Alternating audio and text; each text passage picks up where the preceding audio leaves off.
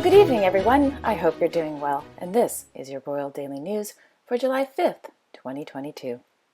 This morning in Madrid, the Spanish Royal Court announced that Her Majesty Queen Letizia of Spain has tested positive for COVID-19. At this time, Her Majesty has, quote, mild symptoms, end quote. Her Majesty Queen Letizia's engagements for the rest of the week have been cancelled at this time. In Talarn, His Majesty King Felipe VI of Spain presided over an awards ceremony for royal dispatches to the 47th class of the Basic General Academy of Non-Commissioned Officers.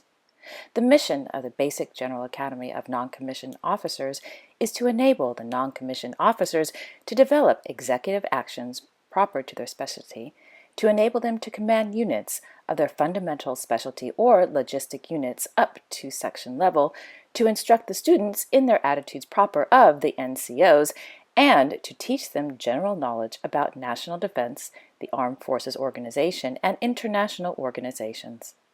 Upon his arrival at the AGBS, His Majesty King Felipe VI was received by the Spanish Army Chief of Staff, Army General Amador Fernando Erzar y Berria, and by the Director of the Basic General Academy of NCOs, Colonel José Luis Guerrero Highnesses. In Antwerp, Her Majesty Queen Mathilde of the Belgians visited the Antwerp branch of MicroStart, a microfinance institution that supports and grants microloans/microcredits to future entrepreneurs who do not have access to financing from traditional banking sectors.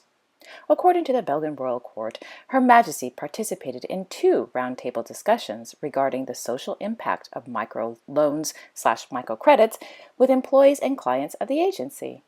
For several years now, Her Majesty has closely followed the developments of microfinance in Belgium and abroad. In Copenhagen, His Royal Highness Crown Prince Frederik of Denmark and His Royal Highness Prince Christian of Denmark attended a memorial service for the victims of the Fields Shopping Center attack. On Sunday, July 3rd, a 22-year-old Danish man stormed into the popular Fields Shopping Center in Copenhagen and opened fire on dozens of innocent people. 3 were killed and 4 were severely injured. During today's memorial service, the Danish Prime Minister, Her Excellency Mette Frederiksen, and the Lord Mayor of Copenhagen, Sophie Andersen, gave speeches in front of hundreds of mourners. The Ungklang Choir and the Danish singer Andres Odbjerg performed the song "Tomorrow There Is Also a Day." In Cardiff, their Royal Highnesses, the Prince of Wales and the Duchess of Cornwall, began their 3-day visit to wonderful Wales.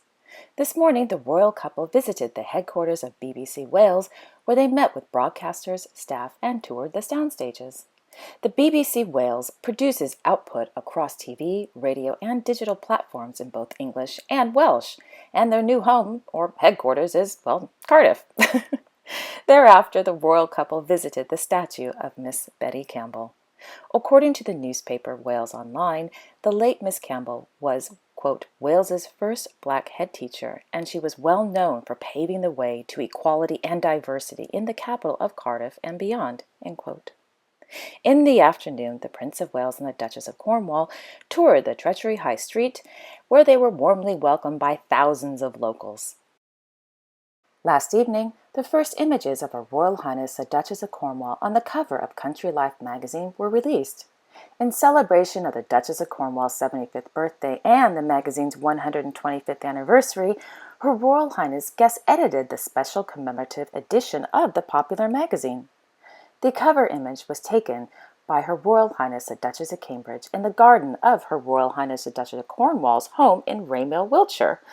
According to Country Life magazine, the Duchess of Cambridge, quote, took our cover images at the request of our guest editor, the Duchess of Cornwall, and we could not be happier with the results.